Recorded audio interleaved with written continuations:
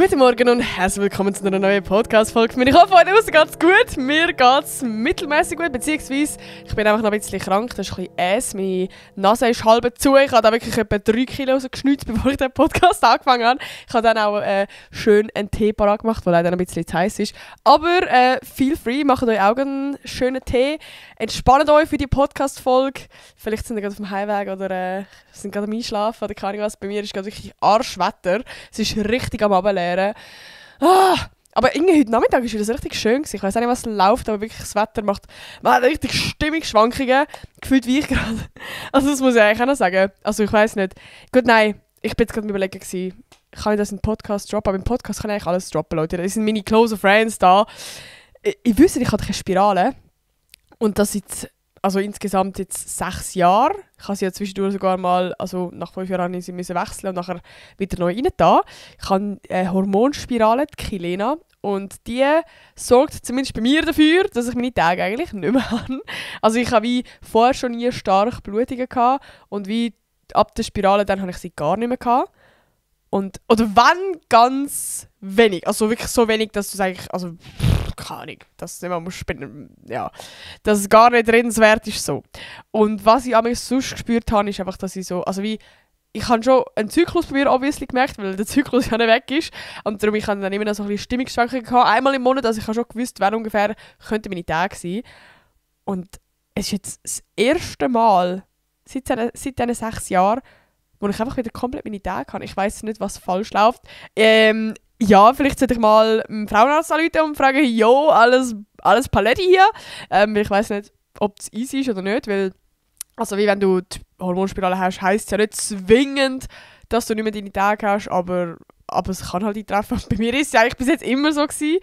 Darum, ich weiss nicht, was da läuft, aber auf jeden Fall bin ich nicht schwanger. Das ist doch schon mal ein gutes Zeichen. Also hoffe ich jetzt zumindest mal. Genau, darum, das ist irgendwie gerade weird. Und es klingt jetzt mega dumm. Es klingt wirklich irgendwie mega blöd. Aber ich weiss voll nicht mehr.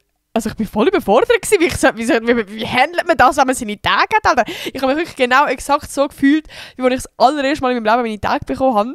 Ja gut, das war noch ein bisschen schlimmer gewesen. Dort habe ich das Gefühl, ich hatte Durchfall gehabt. Aber nein, ich weiss auch nicht, irgendwie, wie zum Fick tut man schon wieder einen Tampon rein? Alter, ich war so überfordert gewesen, weil ich das einfach seit 6 Jahren nicht mehr gemacht habe. Und ich habe ja eigentlich früher immer, also am Schluss, den Cup benutzt, also die Menstruationstasse. Bro, das ist eine Challenge, crazy. Also, ja, von dem her, ich kann gerade mit allen relaten, die jetzt auch das erste Mal ihre Tage bekommen haben.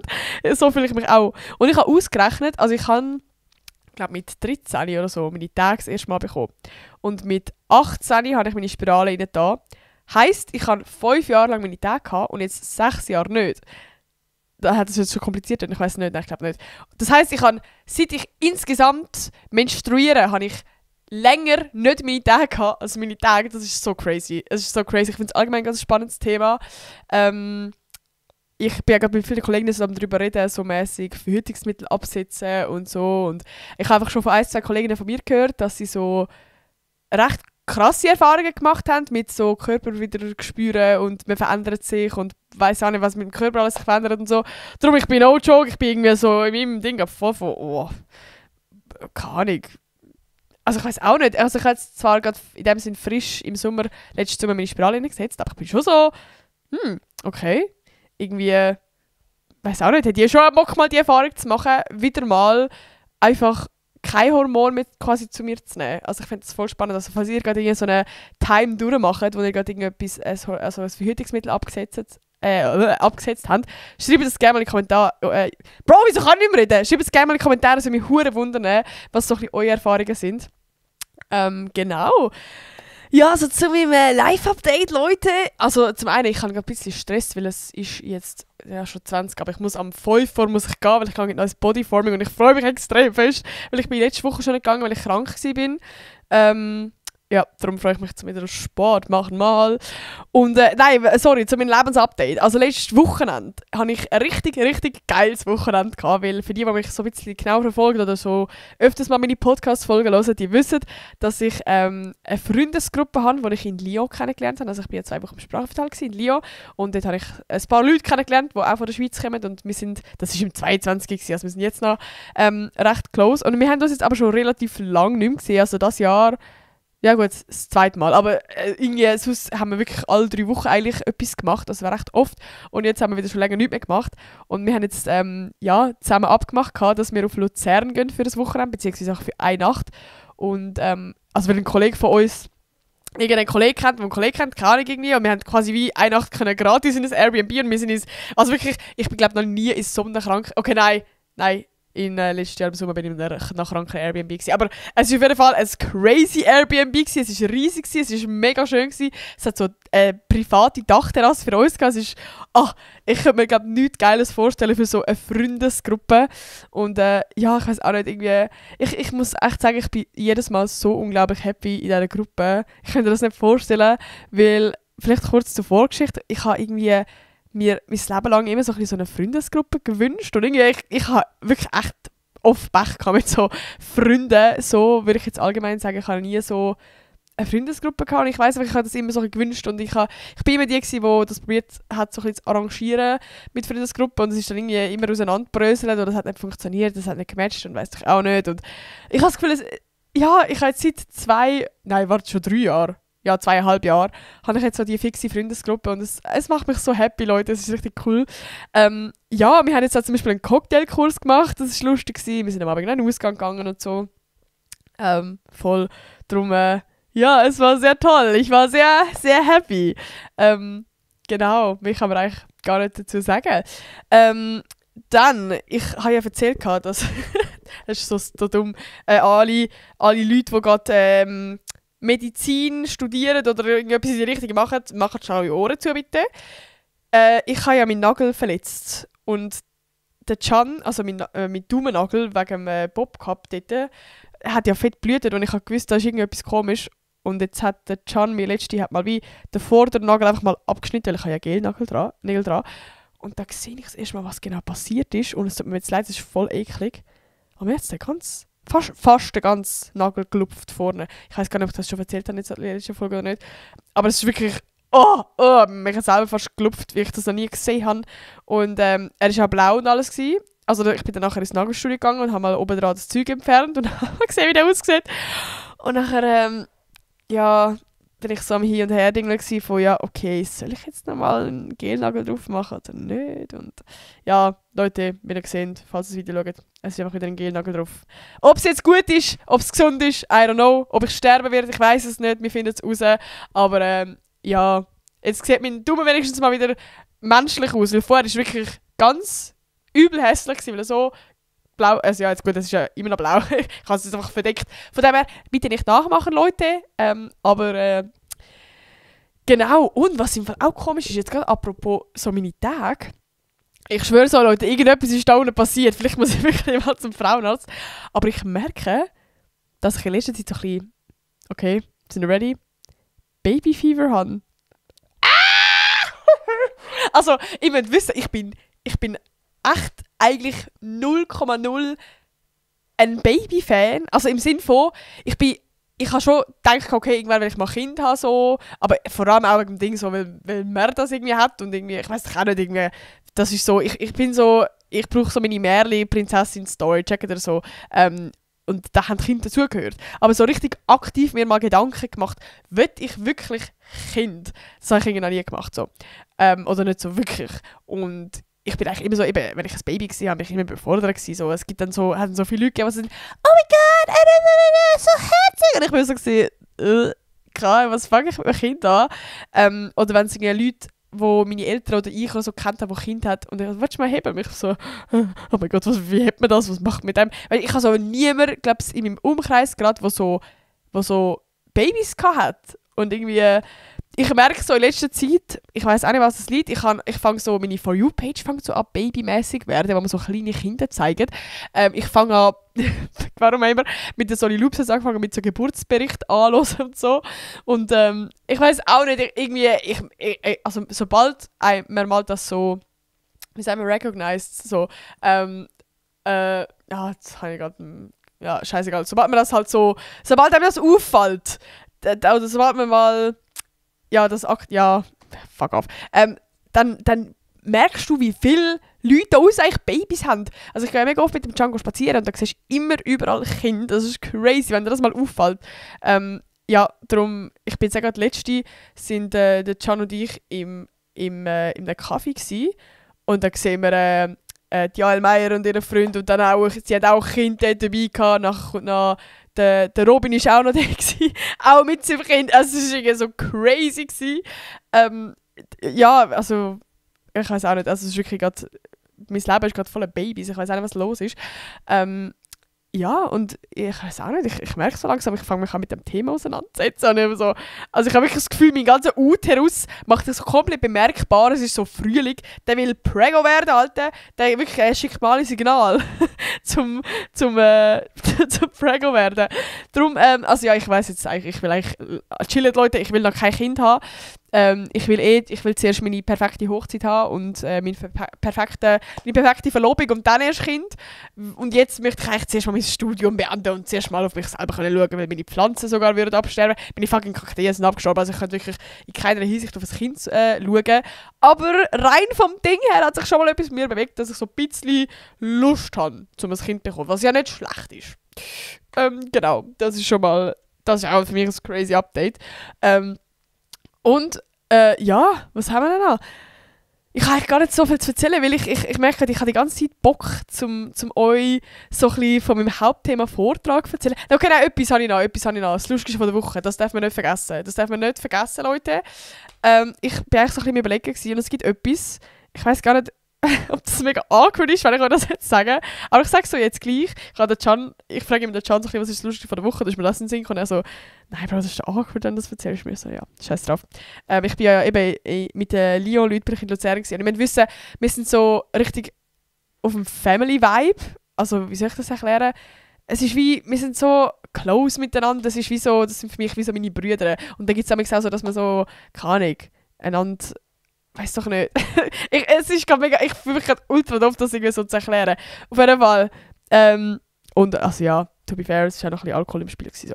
Aber ein Kollege hat mich einfach so gebissen, eigentlich so aus Joke. Und es ist jetzt einfach, es hat alle Farben angenommen. Ich weiß gar nicht, ob man das sieht. Warte mal schnell. Es sieht wirklich schlimm aus, als wäre ich misshandelt worden. Also wirklich ein bisschen, schau mal. Und jetzt ist es geil gerade, sieht man es? Es sieht so heavy aus, es tut überhaupt nicht weh. Aber ich bin auch schon angesprochen, aber so, oh mein Gott, Nati, was hast du gemacht? Dann musst du einfach so sagen, ja, mein Kollege hat mich gebissen, what the fuck? Es klingt einfach auf allen Ebenen weird, wirklich auf allen Ebenen.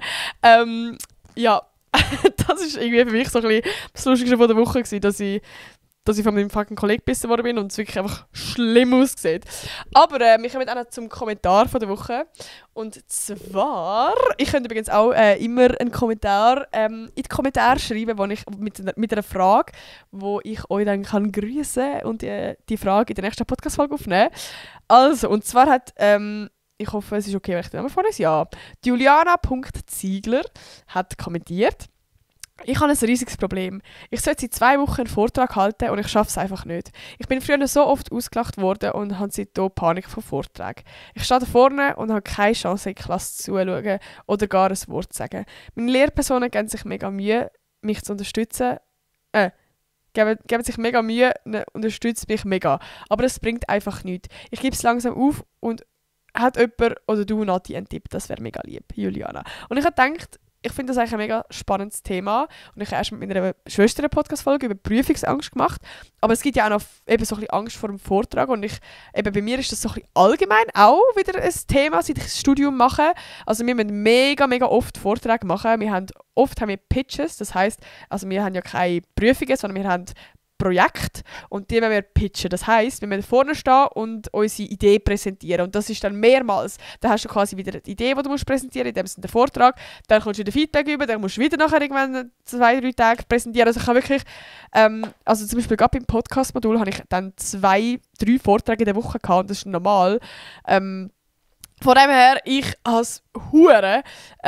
oft so Vorträge und ich würde auch behaupten, dass das meine Stärke schon immer so ein bisschen war. Also das beste Beispiel im Gymi, das ist ein Beispiel, das ich sehr gerne erzähle. Ich war so scheisse im Geschichtsunterricht. Ich war recht viele Fächer scheisse, wenn es keinen Vortrag gegeben hat. Einfach so, weil bei Vorträgen, das war immer meine Stärke gewesen. Und in Geschichte bin ich komplett also wirklich, ich habe einen Durchschnitt von einem 3er gehabt und das war fast das Ende vor der Vornote für die Matur. Und ein 3er als Vornote ist jetzt nicht die beste Vornote. Oder was war es? Ein 3,5er? Ich weiß auch nicht, aber es war auf jeden Fall ungenügend gewesen. Und dann bin ich zu meinem Lehrer gegangen und habe gesagt, hey, Bre, was kann ich machen? Ich muss irgendwas machen, so, das geht jetzt nicht. Und dann hat er gesagt, hey, mach doch einen Vortrag über ein Thema, über ein geschichtliches Thema, egal was. Und ich so, yo, let's go, Alter, Vortrag.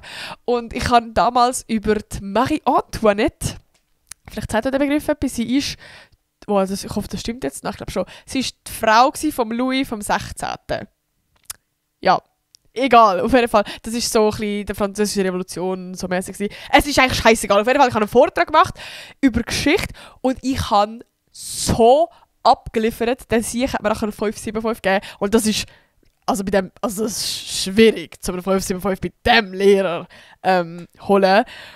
Und ich bin so passionate an das angegangen. Ich habe meine Mom, also sie ist auch mega geschichtsinteressiert, ich habe Videos zu dem Ganzen geschaut, zu dem Thema. Ich habe mich so befasst, dass ich wirklich selber mich wirklich so fest interessiert habe, dass ich dort vorne gestanden bin. Es hat mir so Spass gemacht, um diesen Vortrag zu halten.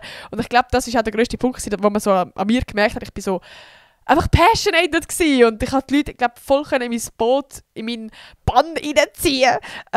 Ja, von dem her habe ich gedacht, ich rede jetzt mal heute über allgemein so ein bisschen, zum einen Tipps über die Angst vor dem Vortrag, von Angst vor Leuten reden. Und das habe ich ja auch noch. Also so ist es nicht. Ich glaube, das wird nie so komplett weggehen, dass man einfach gar keine Angst hat. Und ich will zum anderen über so ein bisschen allgemeine Tipps reden, wie man einen geilen Vortrag machen kann, wie man eine gute Note bekommt. All die wichtigen Punkte, wo man so aufpassen muss bei einem Vortrag. Falls ihr jetzt gerade in der nächsten Zeit keinen Vortrag habt, Leute, hören gleich zu, schreibt das Ganze auf. Weil wenn ihr das nächste Mal einen Vortrag habt, dann seid ihr fucking dankbar, wenn ihr diese Sachen so ein bisschen im Kopf habt. Weil das sind Game Changers, sage ich euch. Aber ich fange jetzt gleich schnell an bezüglich dem Kommentar. Und zwar, erstmal, also ich verstehe extrem gut die Situation. Ich glaube, wenn man mal ausgelacht wird, also wirklich, das stelle ich mir extrem schlimm vor. Ich glaube, das ist so die grösste Angst, die man sich so vorstellen kann bezüglich so Vortrag, dass man vorne steht und einfach ausgelacht wird. Also ich verstehe euch dazu 100% und das würde, glaube ich, jeder verstehen, dass du nach so einem Erlebnis dich nicht mehr getraust, zum nochmal einen Vortrag machen, zum nochmal für eine neue Klasse stehen. Auch wenn es neue Leute sind, das ist einfach etwas, was einem so fest prägt und ich finde, das ist auch voll, also wie, ja, das ist voll valid so und ich finde, also ich weiss nicht, ob du schon mal mit einer Fachperson darüber geredet hast, aber ich finde, das ist auch etwas, wo ja eigentlich wirklich unter Trauma geht, kann man so sagen, wo man auf jeden Fall anschauen kann und das so verarbeiten. Aber ich habe jetzt da gleich mal ein paar Sachen so ein bisschen aufgeschrieben, also eben, ich bin kein Therapeut, Leute, so, aber ja, ich habe jetzt mal ein paar Sachen aufgeschrieben, wo ich denke, könnten so ein bisschen helfen. Eben, ich finde es schon mal wichtig, hinterfragen. Was sind das für Leute damals? Das sind ja alles wirklich fucking unreife Opfer gewesen. Also sorry, wie untermenschlich man muss sein und unreif, um jemanden auszulachen, der einen Vortrag macht. Also es ist, ich nehme jetzt mal, oder ich gehe jetzt wirklich stark davon aus, dass das noch Kinder sind und keine Erwachsene. Und ich hoffe es auch, weil, also ja, vielleicht schon mal das, hinterfragen, okay, Kinder können Arschlöcher sein, und, also Erwachsene können auch Arschlöcher sein, aber es ist schon einmal so ein bisschen ein Unterschied. Und, also ja, das möchte ich wahrscheinlich nicht sagen, aber ich glaube einfach nur schnell mal, um das aussprechen so. Und auch mir selber ist anders geworden. Also mir hilft der Gedanke manchmal mega fest, weil ich auch viel Scheiße so in der Kindheit gerade in der Schule erlebt. Und wenn ich den Gedanken habe von, hey, ich bin auch anders geworden, kann ich irgendwie viel einen einfacheren Abstand von dieser Zeit halten. Irgendwie. Also ich merke, mir hilft das selber mega fest. Aber ich würde sagen, gerade bei so einer Situation ist, glaube ich, wirklich das Wichtigste, oder einfach allgemein, auch wenn man Angst vor Vortrag hat, das Wichtigste ist, positive Erfahrungen sammeln. Weil jetzt ist, wenn du das Wort Vortrag hörst, oder einfach ihr allgemein, dann ist ja gerade zuerst mal Alarmglocke, oh mein Gott, Hilfe, man kommt so in eine Hilflosigkeit, in eine Notlage, in eine Angst von, dass man das jetzt machen muss und man hat dann gerade alle schlimmen Szenarien durch und darum ist der ganze, nur schon das Wort Vortrag so fest mit etwas Negativem verknüpft und ich möchte das jetzt eigentlich umkrempeln, um das mit einem positiven Gedanken, dass wenn ihr einen Vortrag hört, dass es etwas ist, oh geil, habe ich Bock so. Und das ist machbar, ich verspreche es euch Leute. Ich glaube, ja, vielleicht ist es gerade schwierig also ich glaube, das kommt nicht einfach so, sondern es ist etwas, was man muss so ein bisschen trainieren muss. Und ich glaube, das geht zum Beispiel am einfachsten, wenn man mal anfängt, das so ein bisschen einfach sonst lernt, so vor Leuten reden. Das kann mal einfach vor kleineren Gruppen sein, vor vertrauteren Gruppen, vielleicht mal vor der Familie, vielleicht mal vor Freunden. Dass man einfach so ein bisschen lernt, sich antasten, lernen, in einer Gruppe reden. So ein bisschen, keine Ahnung. Also, es gibt ja mega im Alltag so Situationen, wo man dann in einer Gruppe vielleicht redet und gerade in dem Moment, wo man einfach mal schnell die Eier in die Hand nehmen und auch mal reinreden, auch mal mitdiskutieren, auch mal etwas sagen, Ideen bringen, sich getrauen, sich innen beteiligen und sich so blöd gesagt so ein bisschen an die Aufmerksamkeit gewinnen und wie mit dem mal schon ein bisschen ein kleines positives Ding machen und ich glaube, das ist wie schon mal wichtig. Ich glaube, das macht schon recht viel. Und ja, was habe ich sonst noch für Tipps aufgeschrieben? Also gerade vor dem Vortrag, ja, es gibt ganz viele Schnauftechniken, sodass 4 Sekunden einschnaufen, 6 Sekunden die Luft anhalten, weil, also wie die ganze, wenn du ja Angst hast und so eine Nervosität verspürst, das ist ja alles in dem Sinn, klar vom Kopf kommt das, aber es ist ja auch das Körperliche und du kannst, das ist voll geil, ich liebe das an Psychologie und all dem Zeug, du kannst dein Hirn selber austricksen. Also du könntest ja auch nur schon, wenn du, also das ist ja auch so, wenn du dich selber hässlich fühlst zum Beispiel jetzt. Wenn du jeden Tag dir im Spiegel sagst, du bist eine fucking geile Sau, du siehst so gut aus. Auch wenn du, das ist so genau das Fake it till you make it, dann macht das psychisch etwas mit dir, dass du es irgendwann selber glaubst. Und das ist genau der gleiche Punkt. Jetzt habe ich gerade den Vater verloren. Was wollte ich eigentlich sagen? Ja, du kannst das auch genauso machen mit deinem Körper vor dieser Sache. Zum einen das Psychologische, du musst dir sagen, Bro, das wird jetzt so geil. Ich gehe dort vorne und ich rede und die Leute werden applaudieren. Die werden, Alter, oder, also weißt du, nur schon, einfach, du musst vom Guten ausgehen. Du musst dir das gut vorstellen, dass du wirst da weggehen und nachher Leute zu dir kommen und sagen, hey, voll geiler Vortrag gewesen. Diese Sachen musst du im Kopf haben. Also zuerst mal das. Und so das Körperliche, du kannst eben genau mit dem Schnaufen kannst du eigentlich deinen Körper auch verarschen. In dem Sinn, oder einfach so, eben das Fake it till you make it. Wenn du langsam einschnaufst, ausschnaufst, dann passiert etwas mit dem Körper, dass du dich entspannst. Und das macht ja dann auch irgendetwas, so dass du runterkommst von dieser ganzen Nervosität. So. Es gibt auch Sprays. Also Nina ist auch jemand, die sehr, sehr, sehr Angst vor Vortrag hat. Sie gibt immer einen Spray, ich kenne das leider nicht so mit so Sprays, aber es gibt auf jeden Fall Sprays. Ob das jetzt wirklich funktioniert oder ob das Dings ist, wie sagt man? Ein Dingseffekt. Heute ist wieder ganz schlimm mit meinem Hirn, Alter.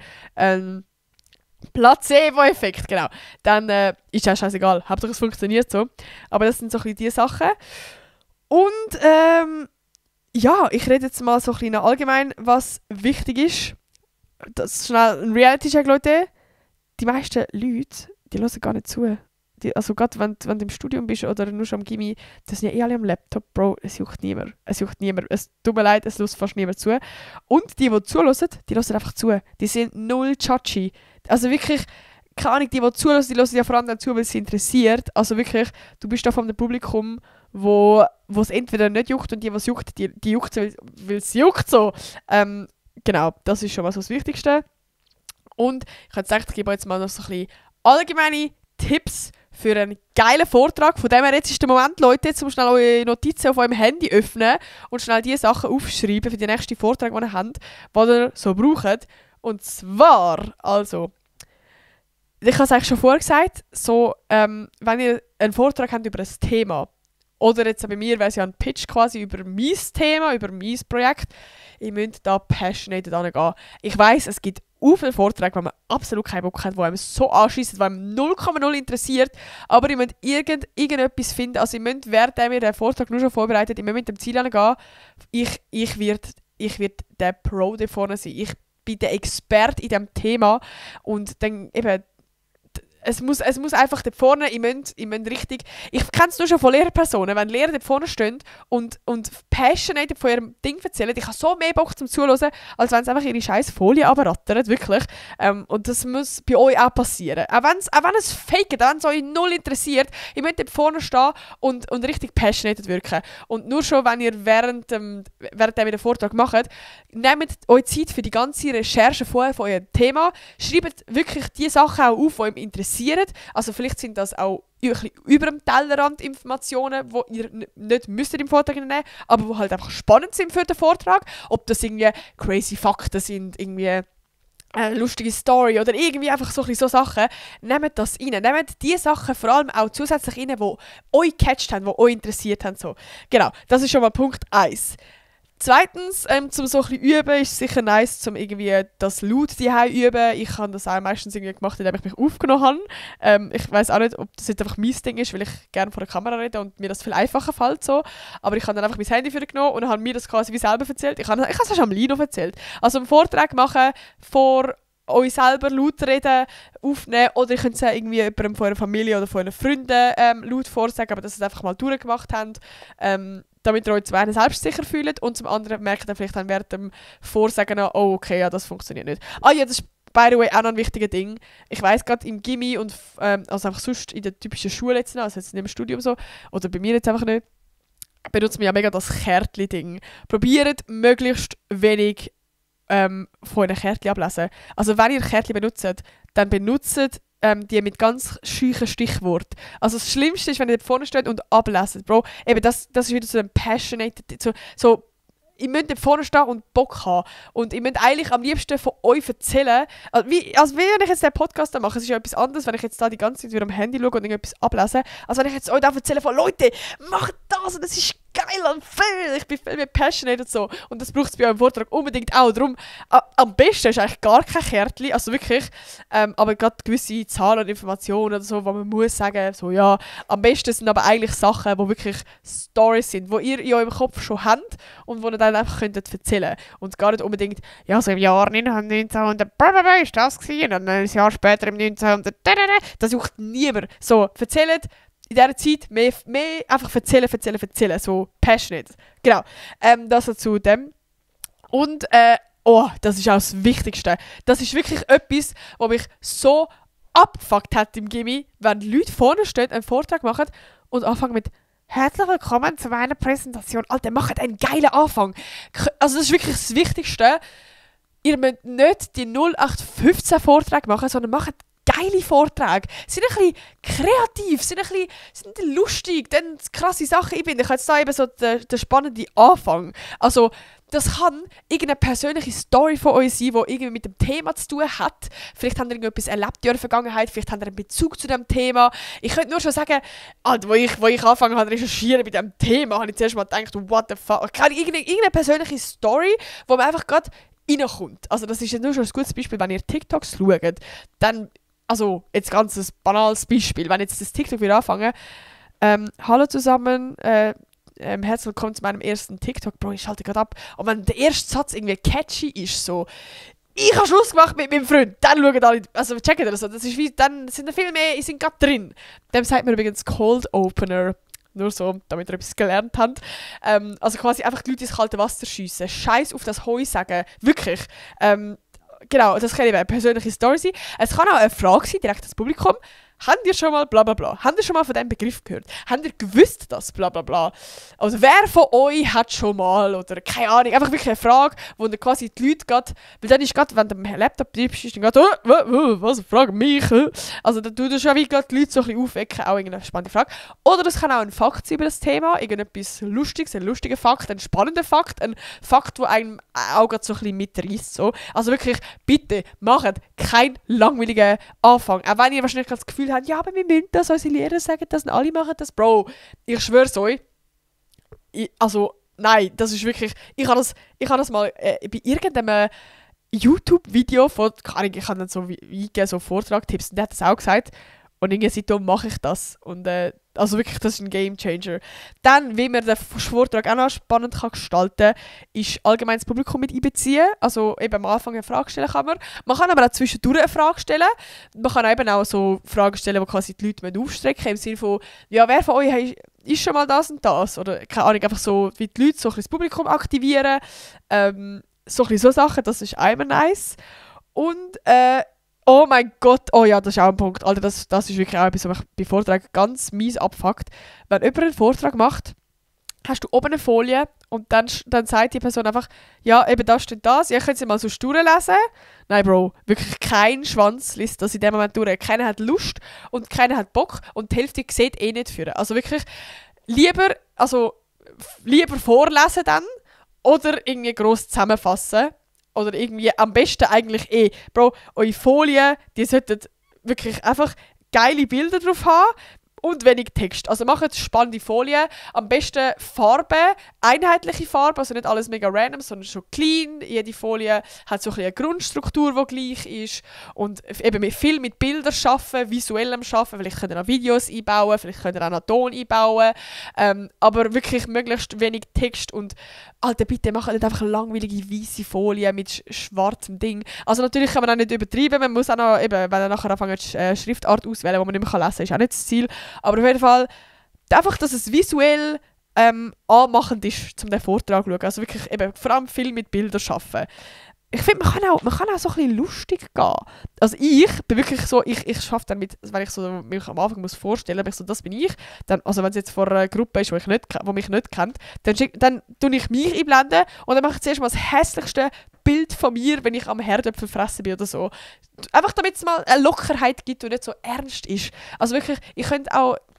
Ja, ich weiss jetzt nicht, wie fest man da aus dem Fenster lernen kann, aber man kann auch ein bisschen mit Memes arbeiten, ein bisschen mit lustigen Sachen, ich weiss auch nicht, einfach so ein bisschen kreative, lustige Sachen und nicht so die langweiligen Folien. Also ich könnte da voll eure Kreativität eigentlich ausleben.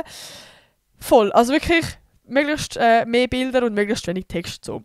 Oder einfach Visuelles. Es können ja auch keine von der Statistik mäßig, bla bla bla. Genau, also wirklich einfach nicht, dass nachher ihr weisse Folie habt und ein klein gedruckter, fetter Text ist, das ist wirklich Arsch. Gar keiner hat Bock auf das. Voll. Und was man auch noch machen kann, ist so ein bisschen Beispiel machen, so eben vielleicht so im Alltag oder meistens ist das Thema, das ich erklären mega komplex und dann könnt ihr das Beispiel nehmen zum eben einen Vergleich, wo man es versteht nachher, irgendwie so. Und, ich muss leider ein bisschen pressieren, aber ich mache noch ganz schnell durch. Körpersprache, auch ganz, ganz, ganz wichtig. Erstens, ins Publikum schauen, das ist das mit dem nicht auf die Karte schauen. Schaut ins Publikum, macht Augenkontakt, dann hin und her laufen, nicht immer am gleichen Punkt bleiben, das macht auch mega viel, dann bleibt auch spannend. Und langsam, deutlich reden, auch ganz wichtig, ich rede immer zu schnell, vielleicht merkt ihr das noch schon, wenn ihr im Podcast hört. Also wirklich langsam, deutlich reden. Also ich muss mir bei Vorträgen immer sagen, langsam reden, langsam reden, langsam reden. Für mich tönt es meistens so überkrass langsam und für die Leute ist es nachher okay. Genau. Und dann so ein paar kleine Sachen, Bro, wenn du dich versprichst, scheißegal, wirklich scheißegal. Entweder einfach gerade weitermachen, korrigieren und nicht das verlegene Lachen, wo du dann so merkst, oh Gott, jetzt ist die Person gerade unsicher geworden. Steht da drüber, das ist fucking normal. Ich verspreche mich, ich habe eine Podcast-Folge und nachher sage ich, fuck, ich kann nicht mehr reden. So, wirklich genau so, macht einen Joke draus, wenn ihr euch versprecht oder wenn irgendetwas Blödes passiert. Ja, also ich bin ja schon angeguckt und nachher hat der Strom nicht funktioniert zuerst und es ist nicht gegangen und ich so, jetzt geht's, let's go, sind wir ready? Keine Ahnung, einfach so sind ein bisschen lustig, sind ein bisschen entspannte, coole Leute da vorne. Macht es zu eurer Show, ich glaube, das ist so das Main-Ding, macht es zu eurer Show und geniessen es da vorne. Also seht es nicht als, oh mein Gott, ich muss einen Vortrag machen, sondern seht es als von, oh geil, ich kann etwas Kreatives machen, ich kann den Leuten etwas beibringen, ich kann da vorne stehen und meinen Shit machen, so. Ja, das wäre schon alles gewesen. Ich muss in 7 Minuten gehen, ich muss mich noch umziehen. Darum muss ich langsam die Podcast-Folge beenden. Aber wenn euch die Podcast-Folge gefallen hat, dann schreibt einen Kommentar. Vielleicht habt ihr noch irgendwelche Tipps für Vorträge. Eben schreibt einen Kommentar, was ich als nächstes in der Podcast-Folge beantworten. Und Leute, ganz wichtig, vergesst nicht, dem Podcast 5 Sterne geben. Wir kommen da immer näher und ich freue mich. Und ja, vergesst nicht, mich zu abonnieren. Da freue ich mich auch sehr drüber. Und ich würde sagen, wir hören uns nächste Woche wieder. Tschüss!